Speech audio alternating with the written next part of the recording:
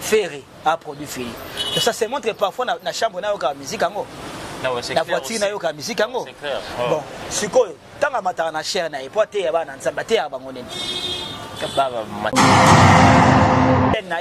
un programme. Un pasteur a permettre de faire une chaîne commerciale et un programme na porno na carte. À répondre bon côté. Là c'est vrai. Soit qu'ils n'ont pas fait Patrice, à répondre bon côté. Poser la même question. Même question quand on a répondu bon côté. Pourquoi? Ou fanatique. Là c'est vrai. Tout à fait. Vous comprenez? Tout à fait. Ce qui pasteur de Nilesi, leader d'opinion pardon, à tenir des propos auprès à Fali ou auprès à Cindy. Donc cela veut dire qu'ils ont des désir, ils ont tout séparer na bangoté. Si le photo est clair. Moutunaye ils ont Fali. Il y a un fois comme ça Fali, quoi ça Moutunaye. Là au traité de la situation. Nandimité va préparer une émission pour la quoi ça fait. Ça c'est faux. Ça c'est faux. Pasteur de Nilesi a joué qui fanatique. Faire il faut comprendre. Ce n'est que normal. Nous sommes going à rappeler Ferretin. Nous sommes going à faire Falite. Pasteur de Nilesi choix naie ou à monter mané l'accès clair à ça Moutafali. Ba utene na babandundu, ba sofane babandundu. Bon côté. Bon. Et casse. C'est fin qui est aujourd'hui héritier de carrière. Ça c'est une bénédiction. Et sa bénédiction oyo et que demain héritier mboula la mboula ti à côté ça mabélé. Oya zangaki yango wana ndeza na ba bénédiction msusu bato balongwa na maison mère na ba jongo te pa wera faut ba sala chita sima oyo rita sali mais oyo rita sali obi Fabregas Fabregas a arraché bénédiction. Fabregas a kena pa wera beaucoup de gens ba Fabregas a arraché bénédiction héritier. C'est ça yango na ebisio a arraché bénédiction. A kena pa wera Fabregas a kota so ba futa ministère maison mère a kota ve na yo salaire. Moi j'étais là.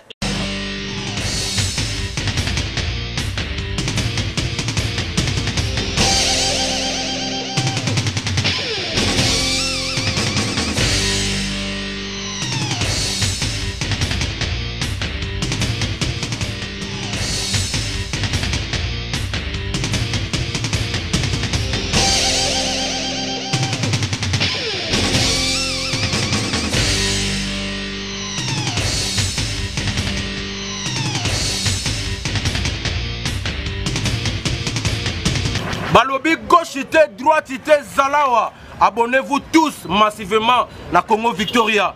Chaîne Moro ya bien, Olanda politique a bien, Olanda musique a bien. Parole de Rwanda Kaparakumando, Amela Grenade, Oezaba Kinam, Oezaba Chalicer. Abonnez-vous massivement. Ouais, liebaz au kate. Apusana pembena Victoria te. Ça se passe à Machan. Attention mauvaise haleine. Check.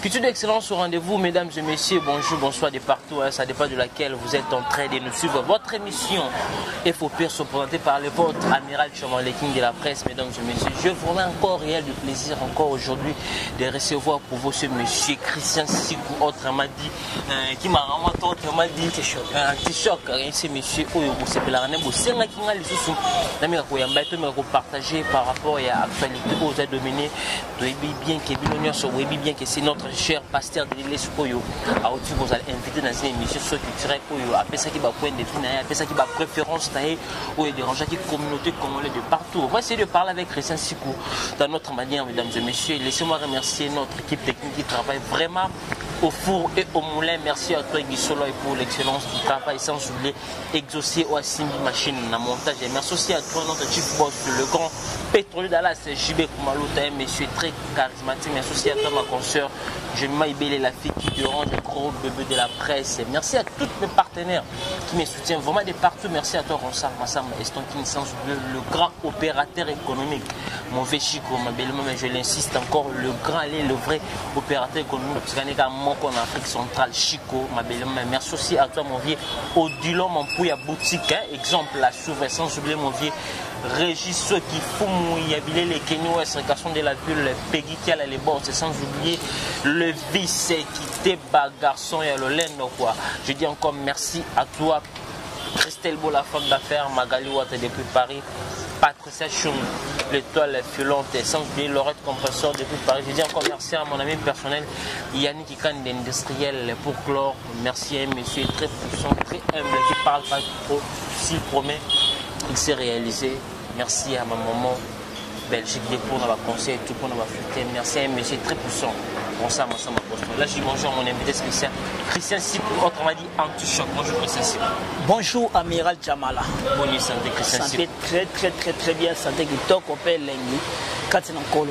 De côté 2021, 2021, Christian Sipou, Nengi. Là, bah, couvre-feu, auto, continue. 2021, là, moi, je dis gloire à Dieu. Tu vois, 2020, il est quel biso na magambe belé.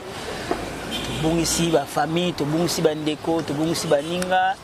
Ibele bazana ba hôpital, ibele baki ba prison, ibele bazana ba makala. Donc mon kilongo ça quand ndengona, biso to moi gloire ya Nzambe, grâce wana to côté 2021 mais nous sommes toujours à la début non? Nous à la début mois de janvier donc on a déjà première dimanche pas pasteur Jean-Louis Lumena na Mervie c'est quand on a commencé comme ça en 2021 église de réveil je suis là pas pasteur Jean-Louis Lumena pasteur église bana image mingi ya mabe bon il y a des pasteurs et pasteurs il y a des pasteurs et pasteurs pasteur a bien bazali ya mabe bazali on le bien ba zonki no wa mura na ba ni fo na muna bara et Christian Sipou kande za makasi te kande ya makasi mboka etambola bien te mboka etambola bien te papa mboka etambola bien te fachi beton ça mboka ekende bien fachi beton respect union sacrée tisi ko to ko position te ba koti ba multitude de réunions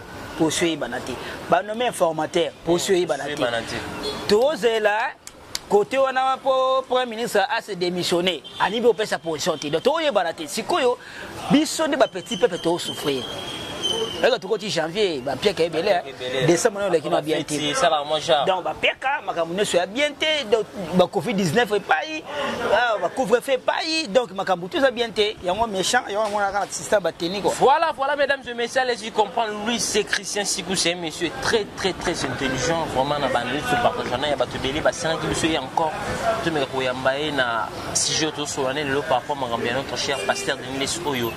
Aluba qui a pensé que ma préférence nae que alingara fali mingi azana ba fali ninga bambanda ka prophète tanga ki bazana fali depuis il y a longtemps à la claire ya koloba qui fait rigola et sonner le cœur basa artiste oyo basili avec ce monsieur Christian Sipou je de parler avec lui Christian Sipou vraiment ngana poser question o mena ko meka ko bandel lokola question o frère na biso Frank Stemai a posé pasteur de Milesi a posé pasteur de Milesi est-ce que pasteur de Milesi tout ba frère na biso ba artiste que denga ba musicien mokili parce que ça c'est pas plus de cas artistes faire gola fallait pas sur les guerres RT watana est-ce que tu as eu le temps koyoka ba frère na biso obino benga bango ba pasteur Denis c'était bel et clair pour sa réponse est vraiment chantant ya koyoka toujours l'artiste fallait pas parce que peut-être koyoka RT watana après Franck Atuni est-ce que au putain koyoka RT watana vraiment. J'espère que vous l'avez une mission, le pasteur Denis était trop clair pour le baquet. Très cool, les artistes ou un peu pour le temps, à produit fini. Nasser n'a dit ça sur les quais. Christian, est-ce que c'est normal un serviteur de Dieu a eu sa conférence à l'Alexandre oui, à la Tanner, sur le tout Alina artiste, à la claire aussi. Il y a pour le baquet, oui, l'artiste est tel, à aussi là. Est-ce que à ça un monopole, il y a pour le bleu pendant la télévision. Amiral Chamala, ils n'ont pas si peu mawa. Mais moi je pense que nous sommes vraiment arrivés à temps de la fin de la Bible. Ah, vous m'attendez de la fin? Oui. Parce que comme c'est tout le monde en haut pour l'élite. Il y a un homme à chaque fois. Tout ça, c'est un homme de Dieu, n'est pas homme de Mokili. Oh, c'est sûr. Homme de Mokili, c'est un sentiment dans la été. Sentiment, pour nous, nous sommes un sentiment. Mais il y a un ensemble et ça a moins contrôle. Alors, ce que un homme de Dieu, a comme dévoiler le sentiment naïe et surtout ma gambo est allé le là isa vimoko oyo ezokumi sanzambete isa vraiment kitoko mingete. Je ne pense pas sur les acquis questions on a au Frank Stemai na salanga na saluer pas ça à côté nango pasteur Mutombo à répondre bon côté. Ce qui Frank Stemai à côté na question on a pas pasteur Moïse Mbi na limite à répondre bon. Ce qui Frank Stemai à côté na question on a na manière à tourner là qui à côté nango tape sur pasteur Sony na limite. Pasteur Denis, oui, tout ça, nous sommes des humains. Nous avons un goût, une couleur, et l'autre. Mais tant qu'un homme de Dieu, il faut dévoiler auprès devant la caméra comme ça aux multitude ya batu oyo balandaka biso et surtout na libota bana nzambe o ba considérer tant qu'un pasteur de Dieu, tant qu'un homme de Dieu. Tu vois, quand vous disiez que Fali Ferré a produit Fili, ça se montre parfois dans la chambre na yoka musique ango. La voiture na yoka musique ango. Bon, sikoyo tanga matana na chair na epote ya bana nzambe te ya bango nene. Mateo te ya bango ba verso te ya bango ba tempo totika hypocrisie. Yemoko na la émission la bi hypocrite ne bonga biso. Oui, aza na raison. Vidéo mozo tamola mikolo ka ye pasteur de Nilesi. Batuni a pour makambo chaîne na pas ya collègue nanga ya film na film. Batuni makambo ya chaîne na ye ba programme nini.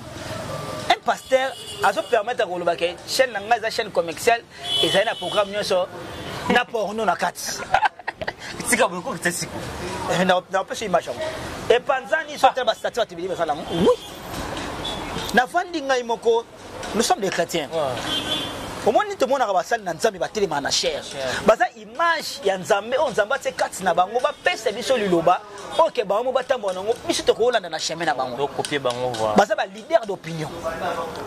Ils sont pas ceux qui se côté qu'un homme de Dieu, comme côté la désir, moko ba sentiment moko boy. O biso batamokili. Po benga biso batamokili. O biso batamokili to sanga nango. C'est que to longolo na catégorie wana ba homme de Dieu. C'est ridicule quand un pasteur ou prophète a ça na milliers na kati ya makambo wana. Ils sont comprendre. Ça c'est le toko le baptême juste une vérité peut pasteur le mec parce que sur tout ça l'analyse peut depuis ces dates là c'est des artistes là au bazo peut aussi à passer on juste vérité.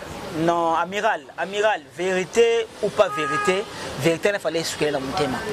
Tu vois que vérité wana et salir ma casse. Ngana yoto ben tout ça tu na monde internet.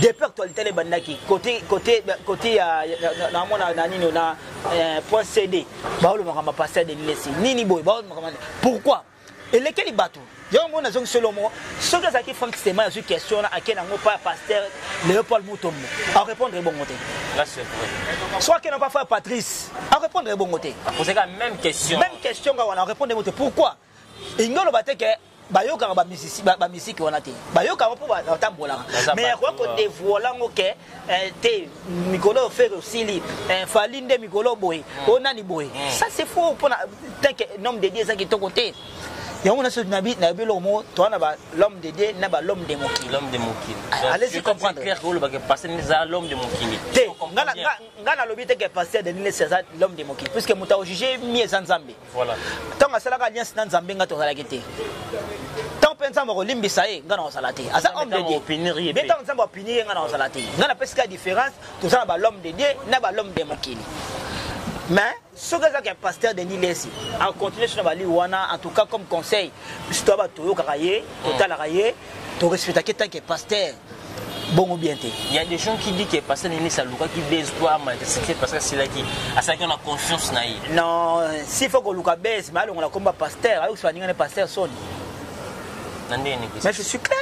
S'il faut qu'on baisse. Après cette émission, il a fait encore deuxième émission au Bayambie. Il a continué encore de parler. Il dit que oui, il y a le bien vérité. C'est ça qu'il y a dans le binao. Amiral, s'il faut pasteur de Nilesi Sandel que Luka baisse pour être bon là, il y a une limite. Il faut Luka baisse dans la Bible. La Bible. Oui. Il faut Luka baisse dans la Bible.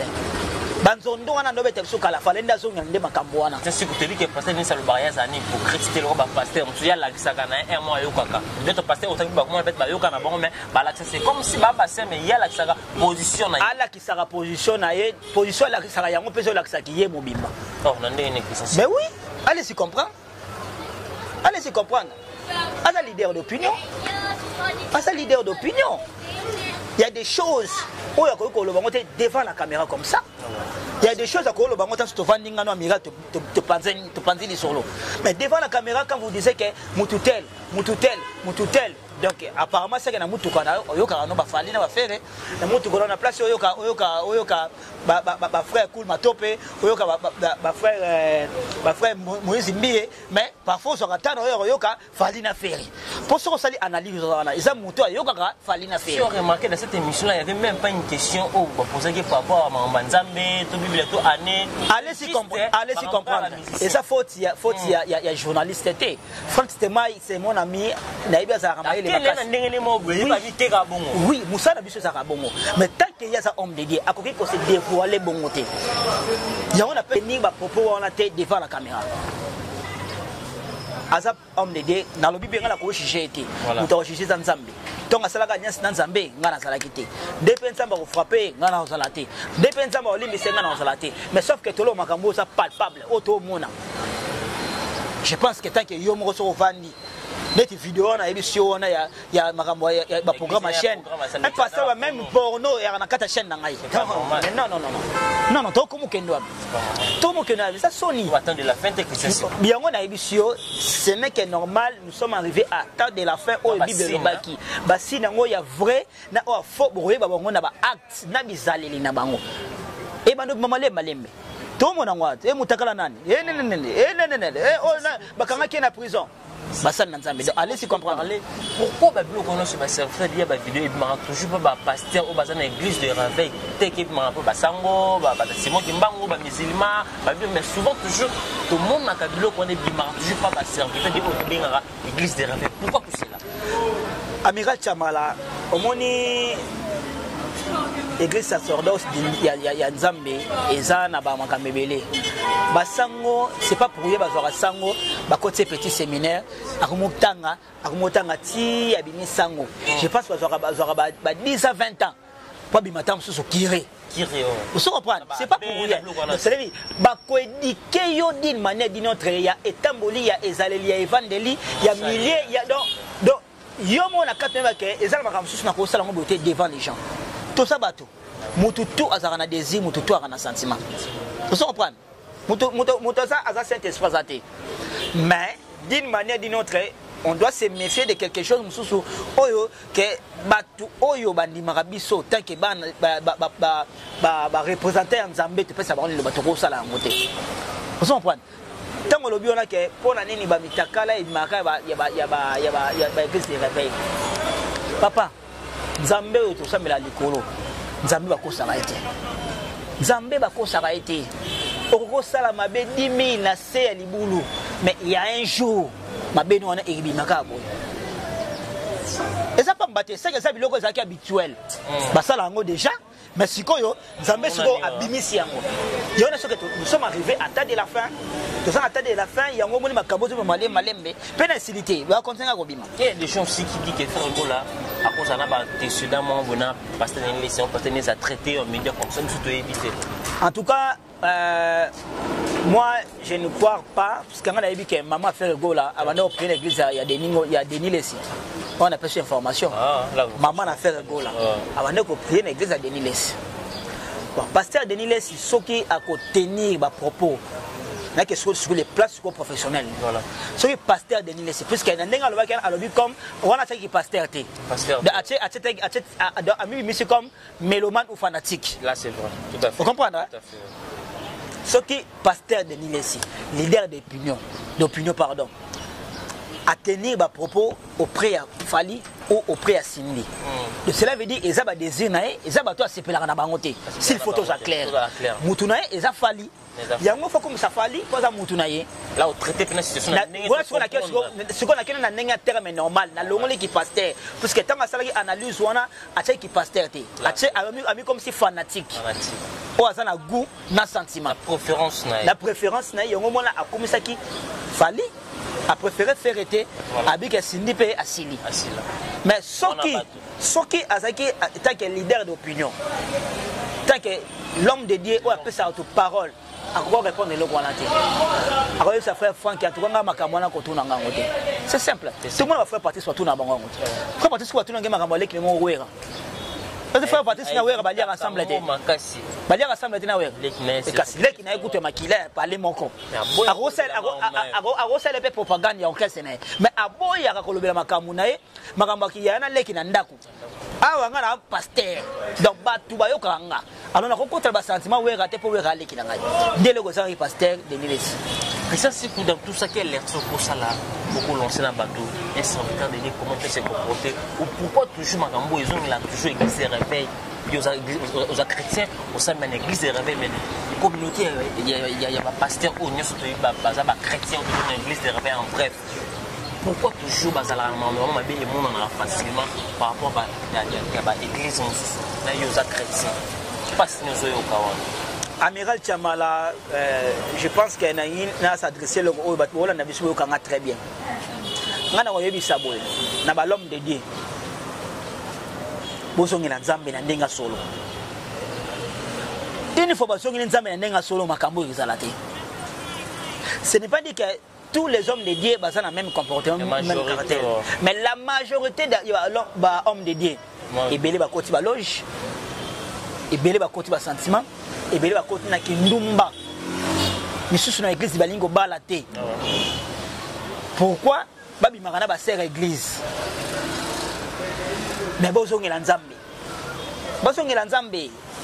Si bozongi la Nzambe makambo ne sur ezalate. Puisque une personne a un Saint-Esprit katinaye et qu'on intercalé na makambebele. Une personne a fabi mananda kuna ikande to la ba mana parler na yo osambeli Nzambe papa sur une place momoni $50 mo ekoyela moto. Moi que moto ngafandi na osama na favoriser osama favoriser au son kenango. Mais tant grâce à cette soit sauté au simba teza yote. Maman c'est le côté bon na. Mais ceux qui Saint-Esprit za te katina yo. Osongo kenango. Kimoyibi wasu mutema be wana siko satana ndavandi mais so sana molimo ya Nzambe oesa kantina tonton okosi $50 mais repos ozora mon pété ndelo ko basana Nzambe fo basana ngo bazongi la Saint-Esprit baluke longi na Nzambe e ko éviter ba ona makamebele e ko éviter ba ona publicité e ko éviter bango na ba escroquerie e ko éviter bango na kolanda basi ya bato e ko éviter bango na ko bimaka na basela ba église soki bazongi li Nzambe. Il y a des choses qui disent l'émission là qui préparée. Franchement, maintenant je vais dire comment ça parmi ma chronique ou Batachara pour Fali Poupa. C'était une émission qui est structurée, préparée pour le Baraba dénigrer, faire rigoler. Parle ce que tu peux parler par ça pour réfléchir comment parler que ça c'est bon. En tout cas, par rapport à Frank Stemay, na douté na mon que Frank Stemay a ça journaliste à Falité. Là c'est un. Frank Stemay a ça moto abandi musane depuis kala. Ça la musana est bien. Ayaka na ba question na ye. Ba question les ara piège. So yo. On comprend nos questions té.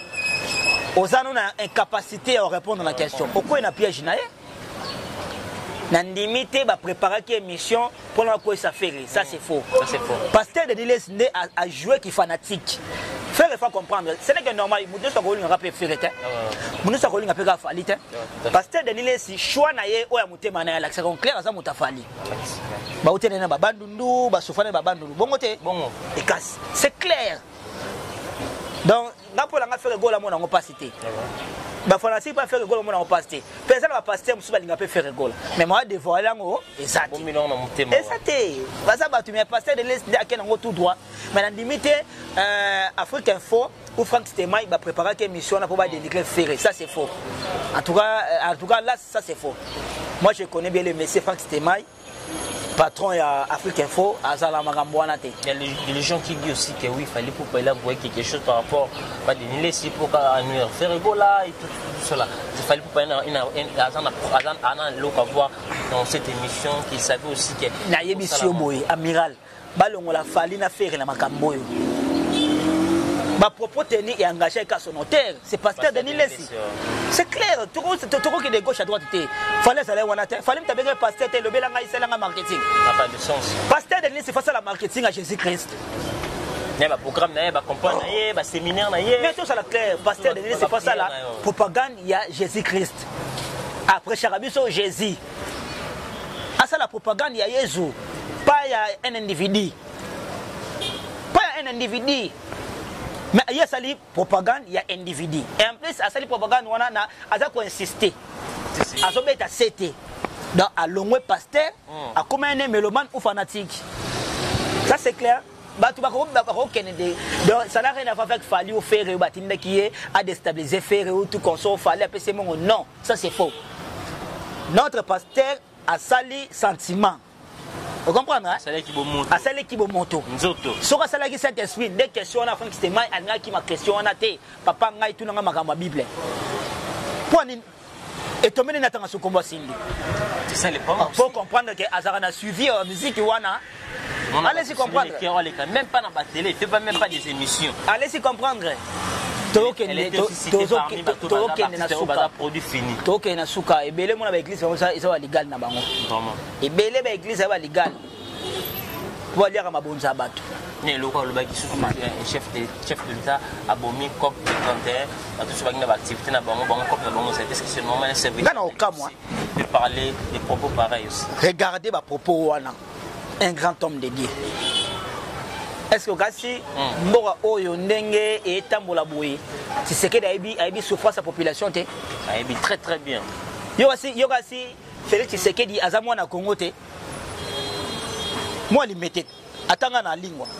Ngana na pi fait moi Azama collègue il y a Félix Tshisekedi. Elle est grande gardienne. Na alingwa bansi alingwa na kitambo tu sais que d'ailleurs moi na ken a eu difficulté il y a ba congolais donc akoki ka jamais dans les villes ga bongo bazu ba couvre-feu pour ba fêter pour enda fêter ça n'a rien à voir avec ça.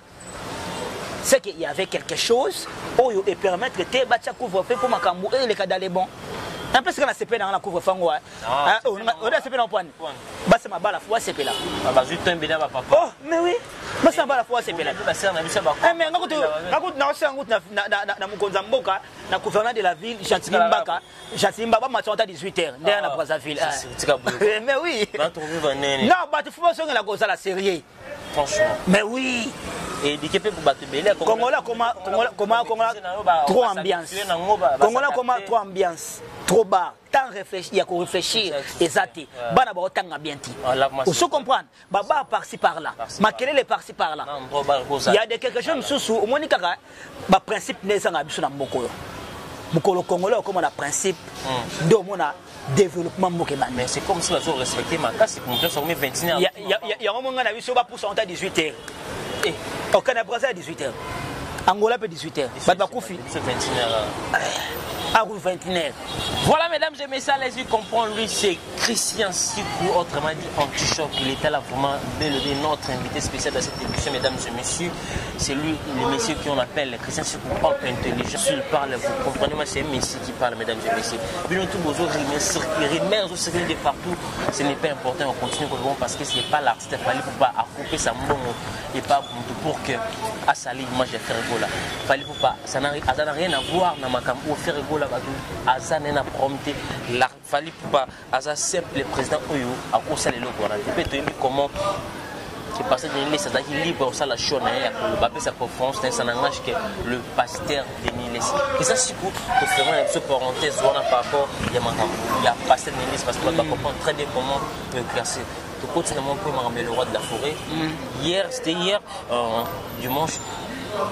Le roi de la forêt a été invité dans l'émission Antenne A concerne Abisso comme Kimina a posé question on est en qui prise sentiment qui a pas moi héritier Watanabe à quoi qui est on a généré le roi de la forêt le roi de la forêt n'a rappelé ses réponses claires à vivre vraiment et ça a été plaisir il y a trop et héritier Watanabe c'est enfin à bâtir carrière ma concerne Abisso on a appuyé sur na nyos o ekita pesi biso ministère biso ba BM to ko banza museka bandeka ta bandaka cette fois-ci abani carrière na que ça si on parle qu'est-ce que vous réfléchissez comment merci la question là je pense que les téléspectateurs bolandanga très bien ngi gramé pesanga gros plan sur le benda c'est sur gros plan pesanga gros plan na le belo oyo papa nyo surtout abotaka mwana na ye oyo atangisi mwana éthique moi on a collé à promouvoir alingaka moi on a abima la grande porte et non la fenêtre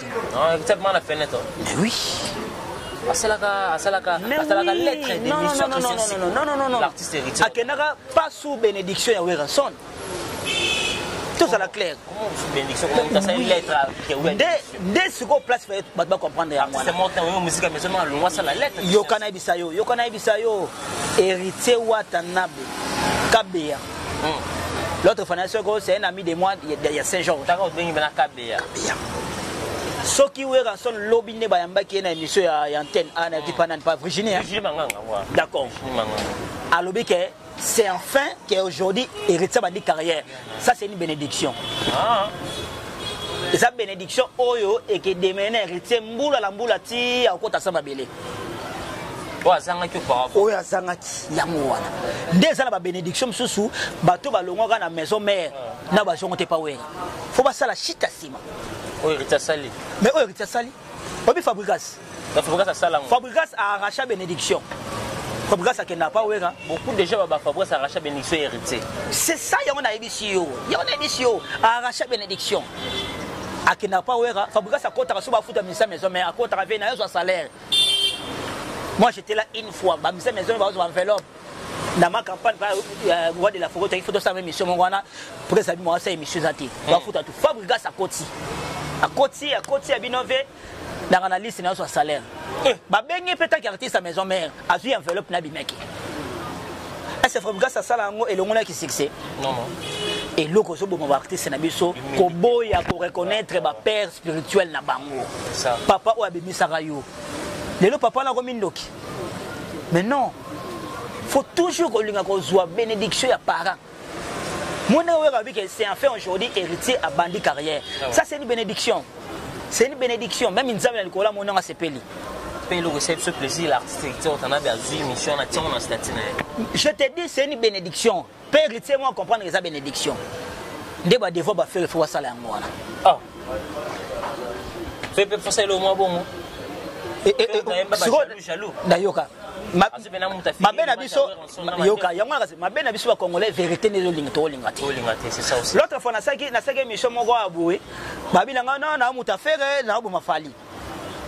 L'autre fois, na saki mission na comme si fali. Moi j'ai dit ça dans le biboué. Faire rigola. Bénédiction on a fois aluka moya rattrapango. Ah, c'est sûr que l'année. Oh. Yoka si 20 ne avant d'arana. À mon effet, ami qui n'était pas naïf. Alors, on m'a pour naïf. C'est aussi important qu'à faire pour la ami qui s'en a façon pour perdre des choses s'attendre pour qu'il y ait une bénédiction. Papa, il a fait raisonner. Les frères et moi, on dit marathon qui a eu. Moi, comme qui dit le bazar artiste va banner au wingé. Non, abandonne au wingé. Ce qui m'a sala que fait un matapodium, c'est où l'enson. Tout boire les passetés. Tout beau ça na zoologie na. Tout beau ça na raté. Ça va changer en côté. Tout beau ça na ngoté. Les locaux qui le comment qui monter à mabe. Même faire sur la place avant d'aébi. Bénédiction à Werason sa père spirituel na bango. Et échanger les loroté, arosara toujours au sommet, tant que faire. Mais bénédiction wana, et sa bénédiction au demeuré nango. Ce qui le lot fallait pour passer la chita sima kozongi na ko, faut pas comprendre que même pas Nzambe, même pas Satana. Toi tu es clair, bah offrir la salade jusqu'à là. Oh maintenant le na clair. Mais s'il y a des gens qui disent aussi fallait pour passer aux arabes, mais c'est parce qu'ami qui sait pas qu'on offrir à Zanga jusqu'à là, c'est vrai aussi que ça. Yango na lobby na boy, yango na lobby na boy. Tu es passé de c'est dans raison. Otangelenga nzembo mo awa ya jaloux faire yemba. Bon, na ndenga sens normal. Est-ce que faire ma ko yemba nzembo ya jaloux na utiliser mutu mo aza copie confort na wera? Est-ce que Kassim mutu le gars wera son bien Sylvie man pas t'avait na parler amoni loga moi loga ferré mais auto salaire na iba moi na té. Bon tu benge moi na loga faire à papa et wera papa.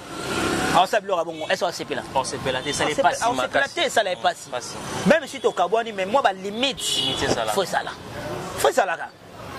ce qui héritier à bois qui est rançon bien mais qui ici pas rançon pour il fallait arracher bénédiction de la même manière fallait il faut pas azongela qui vient rambo pour arracher bénédiction là oh succès mais bénédiction papa boto bénédiction très important très important alors bah faire le go là famille qui s'appelle n'est pas fallait bah quitter ça aluka venir au rançon pourquoi pas ça la fitting na wera Fabrigas ça na studio ça fitting na wera bah ça fitting na wera et le rose c'est musique na so sima ngwana OK na ndenge ba carrière commence solo be hérité pour voir na album na bengi fait le sali ma fitting mais faire rigolo aussi à sali le Big Clinton be coster ba bi ba le moment té à sali voilà ba génération na benga papa na offert wera est-ce que soit bengi wera c'est ça aussi le problème dès na ebeli ventone aza mutera bena ba na été tu fais à looker on répond facilement na répondre ndenge na ebeli ventone na mutera bena ba na été preuve année hérité jour pour jour à Solana wera té mais matanga ya maman na Sylvie Mampata héritier comme surprise où est-ce s'attendait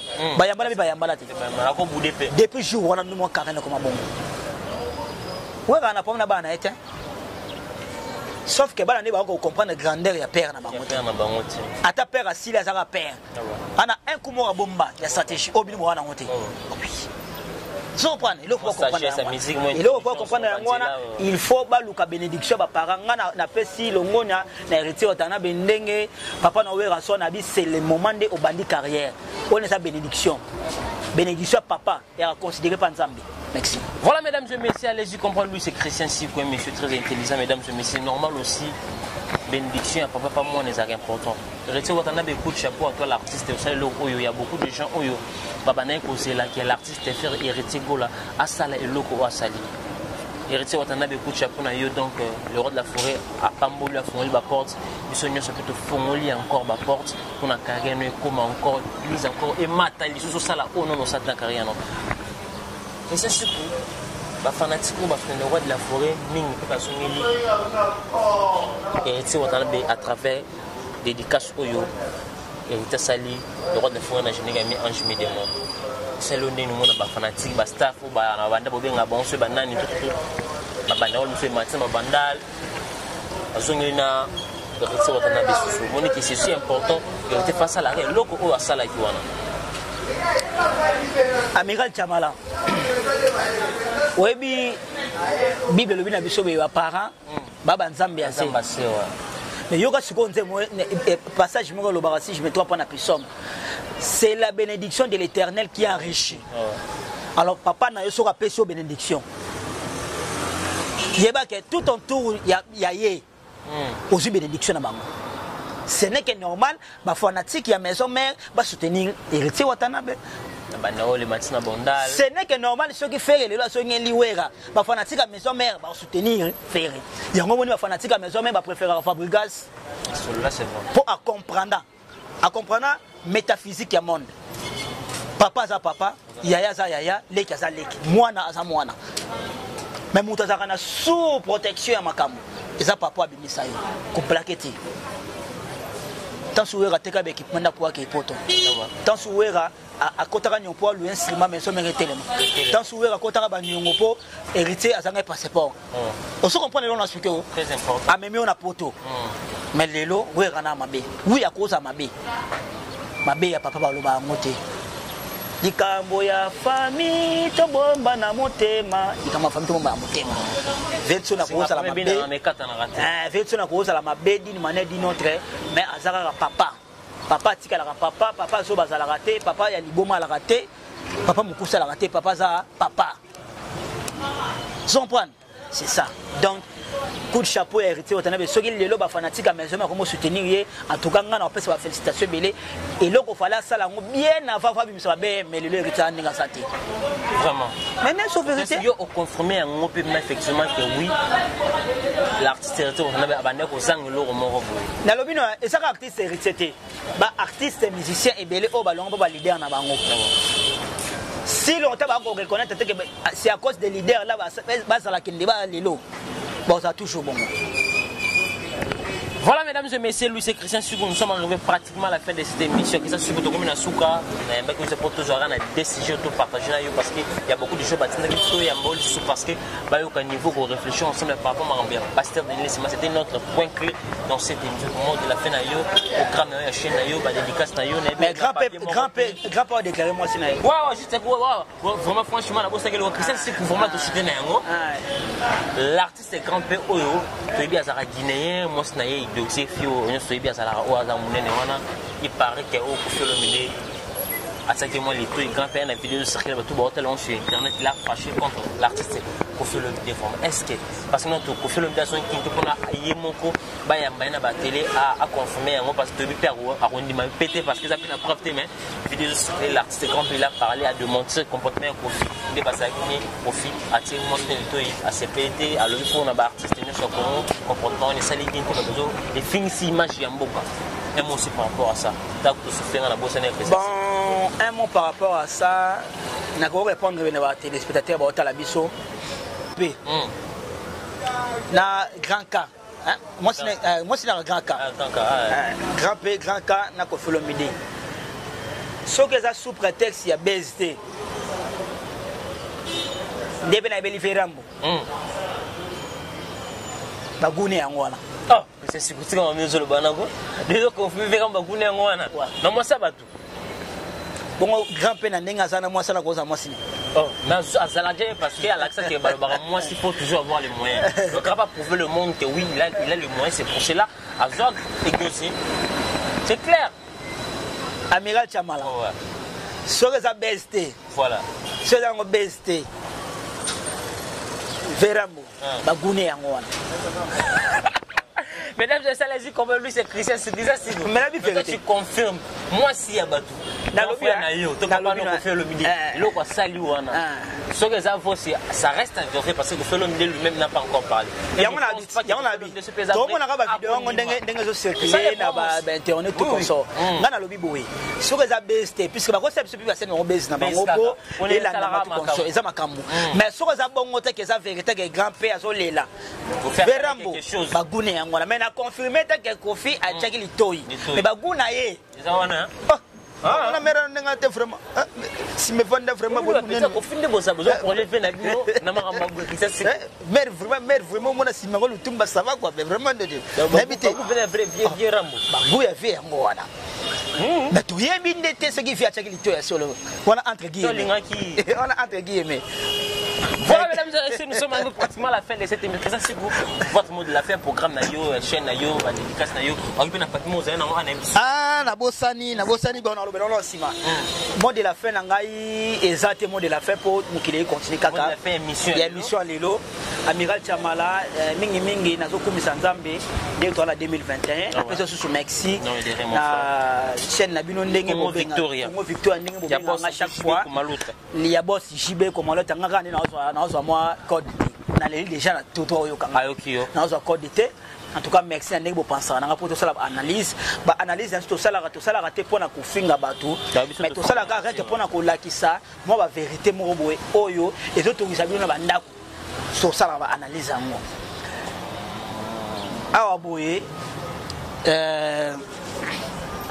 Mama Africa potentiel na lingibo caméraman faut bien Mama Africa potentiel oza Asbel Nabiso organiser un concours de femmes dénommé Excellence Potentielle.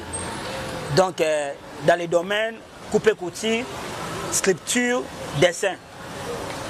Donc et ce banda déjà recruté les 15 recruté banda les 15 jusqu'à le 10 février. Donc aux Aranapoto, vous voyez que vous avez moi qui ça a tongaka moi la moitié ça a pour la bana basi et ça moi na mois de max.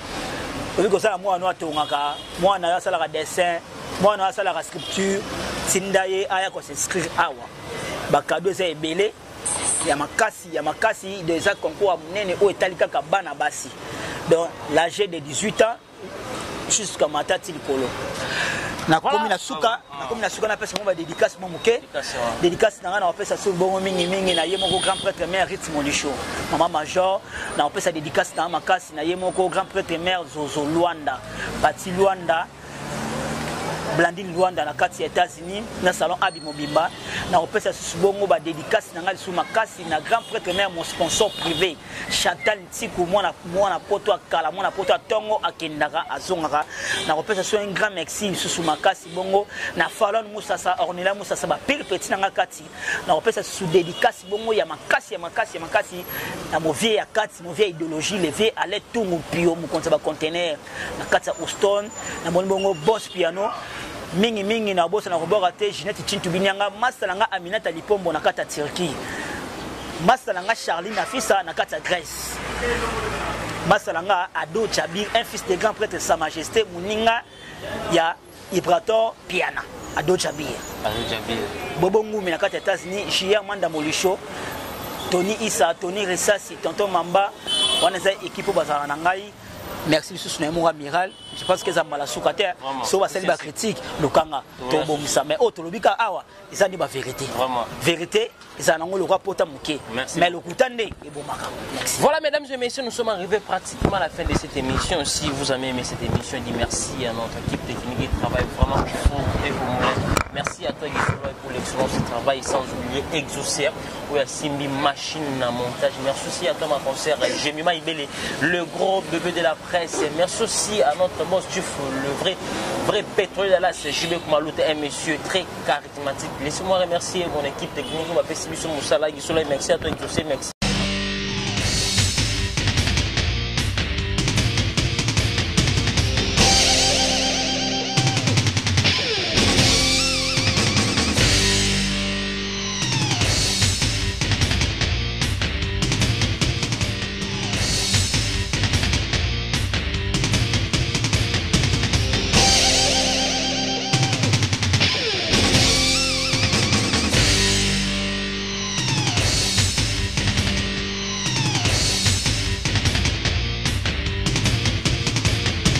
Balobi gauchité, droitité, Zalawa. Abonnez-vous tous massivement na Congo Victoria.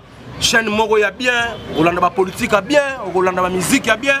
Parole de Rwanda Kaparakumando, Amela Grenade, Oezaba Kinam, Oezaba Chalicer. Abonnez-vous massivement. Ouais, Lieba Zokate, Apusana Pembena Victoria T. Ça se passe à machin. Attention, mauvaise haleine. Check.